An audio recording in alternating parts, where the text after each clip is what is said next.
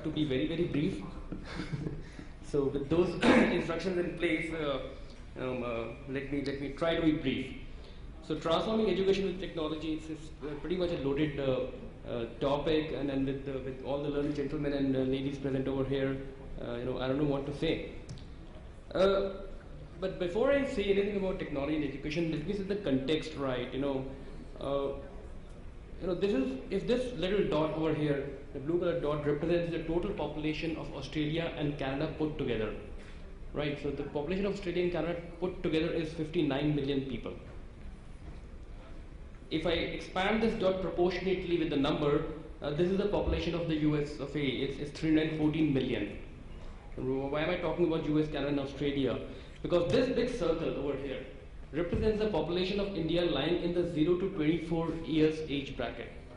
It's 10 times the population of Australia and Canada put together. It's twice the total population of US. It's just the 0 to 24 age bracket, the consumers of education. This is the context in which we have to talk about technology, in this country. So, if you talk about Scandinavian countries, you talk about Japan, you talk about, but the context is completely different. So what is it in this context technology can do for us? Of course, this is not the right forum or the right time to answer this question, but just to set some sort of a context. What is the role of technology in education? If I zoom back to 60,000 feet, it is higher volume of consistent quality at a low cost, as simple as that, right? And this is actually going back to classical economics. What was the role of technology in manufacturing? Right, it was producing something at a higher volume of consistent quality and at a lower cost. If you go back to Adam Smith's pen factory, classical economics, this was achieved by three principles of division of labor, specialization, and economies of scale. Right. So these were the tools that were employed to achieve the three objectives of volume, quality, and cost. Now, can tinkering with traditional classroom teaching achieve all the three objectives? So whatever we've heard maybe in the previous sessions was putting something new in the classroom. Okay, higher volume means a bigger classroom, that means lower quality.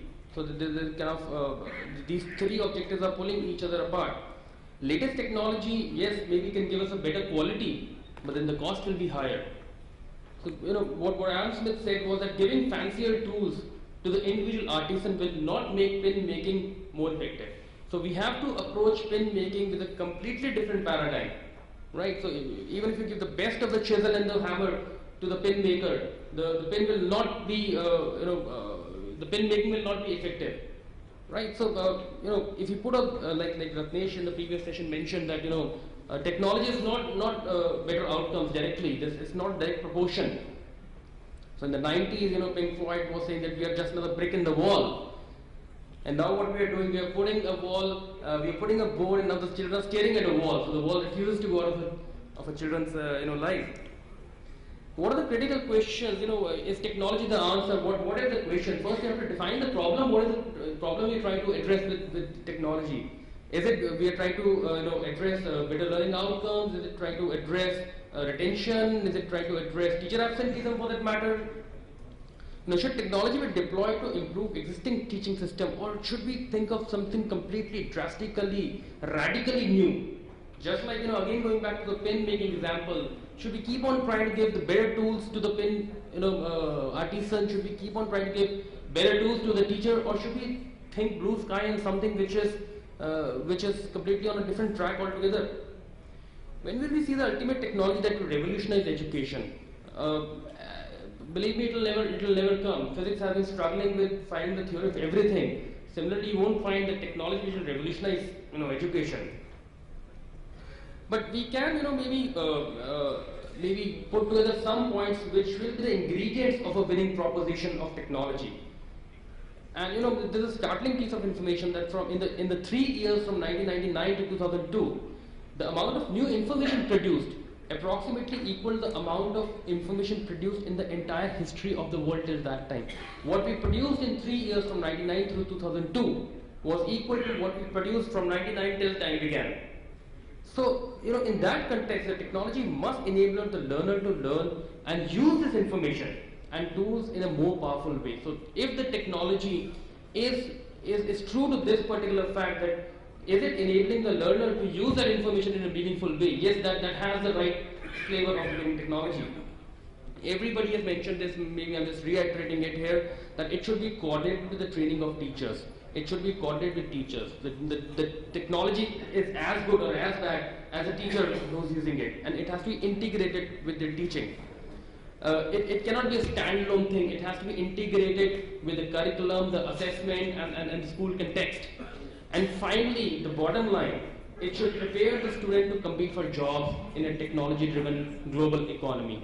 At the end of the day, it's all about a better life, it's all about a better livelihood. Yes, it's a lot about values, but the technology must equip the students to compete for jobs, technology-driven. I heard a statement that kids who are 5 years old today, when they will enter the workplace, they will be doing jobs, 75% of them will be doing jobs which are not even invented as yet. So, how to cater to that requirement is what the technology has to do. But technology predictions can be pretty hard to make. There's this gentleman, who made a prediction about technology in the year, I think 1945 or something, in the 40s. And this guy said that I think there's a world market for maybe 5 computers. That was a technology prediction in the mid-40s. That who needs computers? I mean, what possibly can one do with a computer except maybe 5 or 6 people or organizations in the world? So that's about the world market, right? So this guy must be some technology Neanderthal, right? This guy surely did not know anything about technology. He must be a farmer or something, who was completely clueless about technology. Am I right? No. This guy was none other than the chairman of IBM Corporation.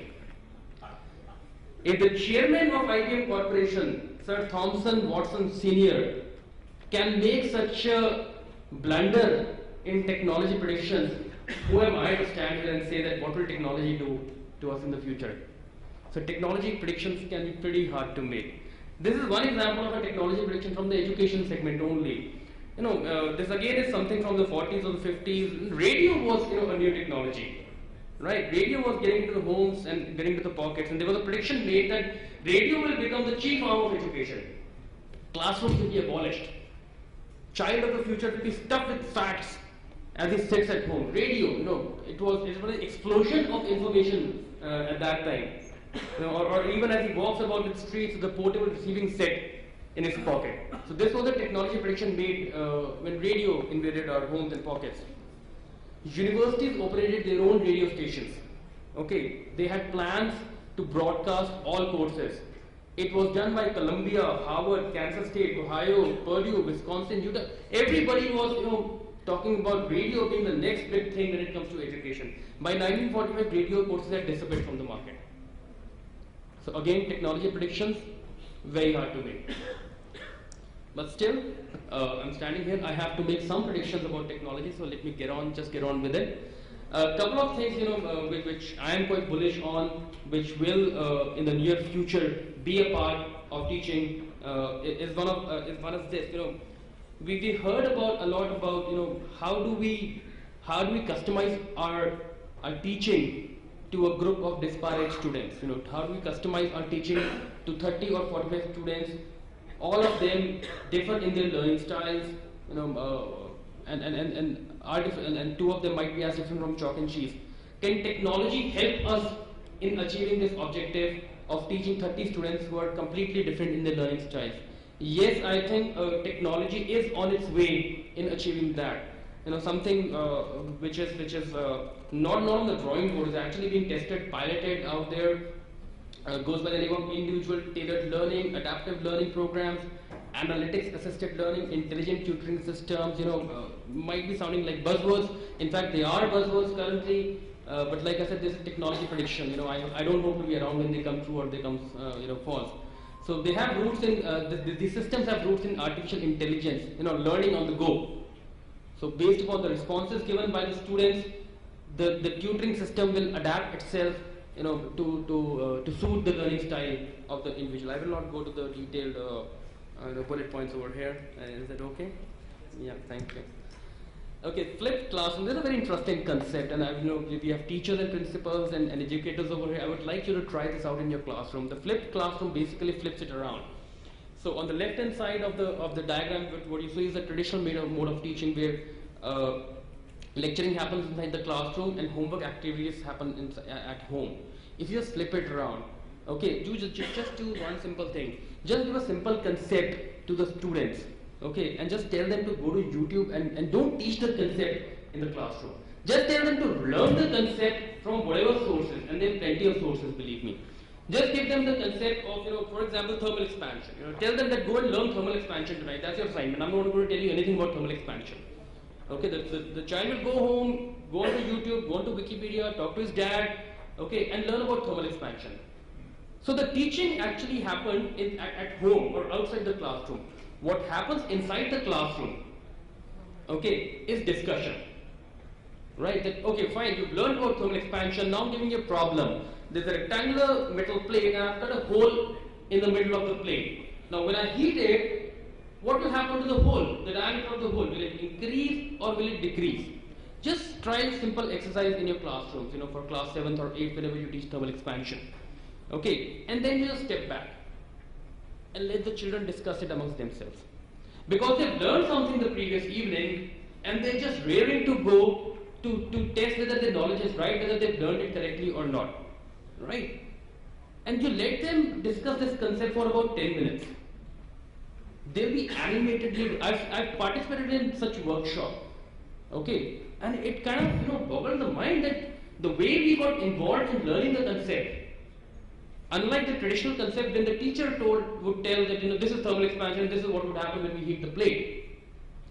Believe me, if at that time, without telling the children the right answer, that what happens to the diameter of the circular hole, if without telling the answer you leave the classroom, the children will run after you to get the right answer.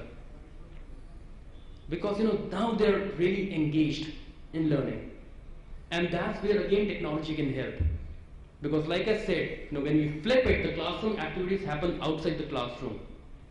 The concept, understanding happens outside the classroom, and that again can be enabled by technology.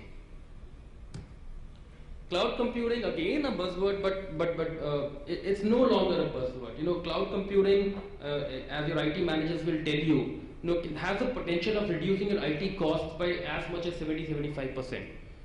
Okay, cloud will make 25% of IT budget in K-12 schools, 35% of your spending in IT will be on the cloud. So, if you understand cloud, yes, you know what it can do. If you don't understand cloud, I would just request maybe just understand, because it will really help in reducing your costs. The fourth, technology prediction, it's not really a prediction, it's already happening. The plugged-in parent, social networking, social media platforms has just changed the way we engage with each other. The entire community engages with each other. The teacher, the parent, the student, and the administrators. There's so much happening outside the classroom, between students, between parents, between parent and student, between teacher and parent, so much happening. It is really, and this comes from my personal experience itself, it's really changing the way the learning happens. Fifth prediction is very simple. The gentleman from NCRT said that should we throw out technology, and the answer was no, we should not throw out technology. And I certainly do believe that technology is here to stay. What hues and colors the technology will take, what the technology will do inside the classroom, yes, that is debatable. But there's no two ways around it, that technology is here to stay. And RICOH as a company, from where I am, we help you, we help you in adopting this technology. We hold your hand in adopting the technology. We've got nothing to do with pedagogy. We care, so in the previous session, it was discussed that pedagogy and technology are two very, very different things. Technology is just an enabler of what you guys think is the right way to teach. We are just there to enable you. And that's where we come in. Thank you.